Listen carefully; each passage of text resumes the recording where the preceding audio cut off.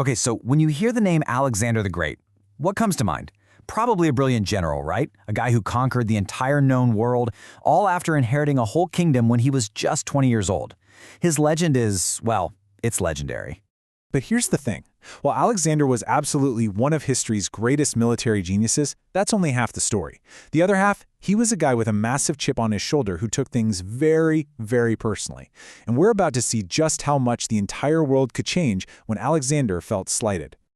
So, let's kick things off with our first case study, the ancient, powerful city of Thebes. You see, they made one tiny, fatal mistake. They completely underestimated just how furious a 20-year-old king could get over an insult. All right, so here's what happened.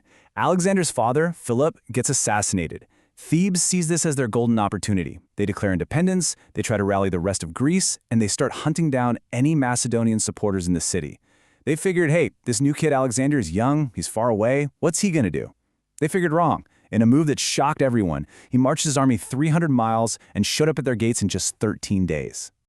Now, believe it or not, Alexander actually tried to play it cool at first. He knew a lot of people in Thebes had nothing to do with the revolt, so he made them a pretty simple offer. Just give me the ringleaders, the guys who started this mess, and we'll call it even. I'll spare the city.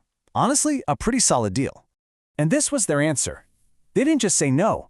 They threw it right back in his face. They taunted him. They called him a barbarian. For Alexander, this wasn't just politics anymore. Oh no, this was personal.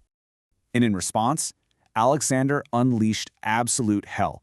After his army took the city, he gave an order to systematically wipe it off the map. They set fires so hot they cracked the marble buildings. They pulled down the massive walls, stone by stone. And the 30,000 survivors? Every last one of them was sold into slavery. The message to the rest of Greece was crystal clear. Do not mess with me. And this pattern, it just keeps going. Which brings us to our next story, the island fortress of Tyre. Now these guys thought they were untouchable, protected by 150-foot-high walls and a half-mile of ocean separating them from the mainland. They were about to find out that for Alexander's ego, the sea was not an obstacle. You see, Alexander was a huge Hercules fanboy, and he heard that on the island of Tyre, there was this famous temple to Melkart, who was basically the Phoenician version of Hercules. So he sends them a pretty simple request. Hey guys, can I just come ashore and make an offering to my hero? And the Tyrians, they politely but firmly told him no.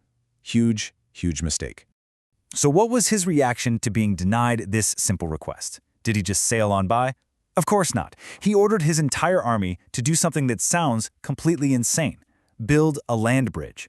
A giant stone and sand causeway straight through the open ocean so he could march his army right up to their impenetrable walls. At first, the people of Tyre were literally laughing at them, watching these soldiers dump rocks and sand into the sea. But that laughter started to fade as, for 8 straight months, the bridge just kept getting closer and closer.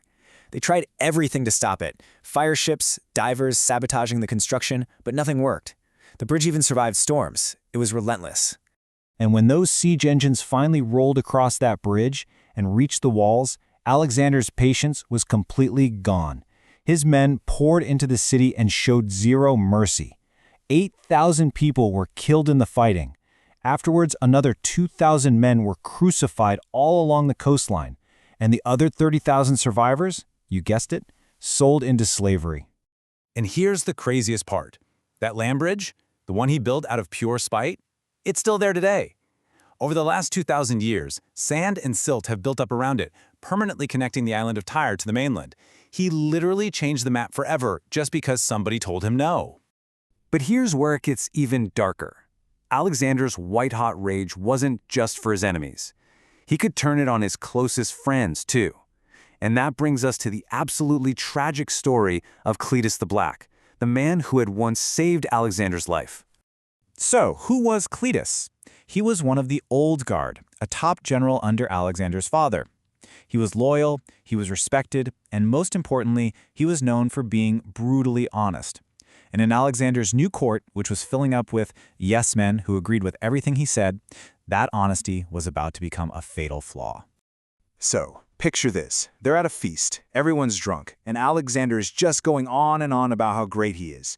He's comparing himself to Hercules, saying he's already achieved more than his own father ever did. The flatterers are just eating it up. But Clitus, who's disgusted by all this bragging, has finally had enough.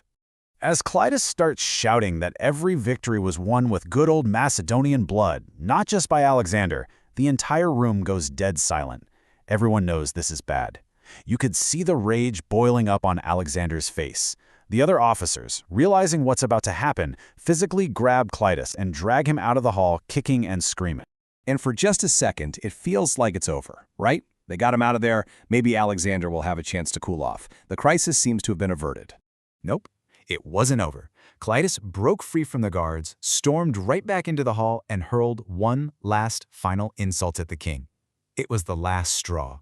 In a single, explosive burst of drunken rage, Alexander snatched a spear from a nearby guard and ran his friend straight through. The man who had saved his life on the battlefield now lay dead on the floor at his feet. The historical sources say Alexander sobered up the instant he did it, just horrified by his own actions. He apparently spent the next 3 days locked in his tent, refusing to eat or drink. So, what do we even do with these stories of insane destruction and cold-blooded murder? Well, when you peel back the layers of military genius and battlefield glory, a pretty clear and frankly terrifying pattern starts to emerge. It's almost a formula. First, perceive some kind of personal insult. Second, react with completely disproportionate rage. Third, the result is some world-changing historical event. And fourth, maybe regret it later. Thebes insults him, he erases a 1,500-year-old city. Tyre says no to a visit, he permanently alters the coastline. His best friend tells him an inconvenient truth, he kills him on the spot. And all of this leaves us with a really tough question, doesn't it? We call him Alexander the Great, and there's no denying his military brilliance. But when you realize how much of his world-shaping legacy wasn't just built on strategy, but on these incredibly personal, violent, and vindictive grudges, you really have to stop and ask yourself what greatness actually means.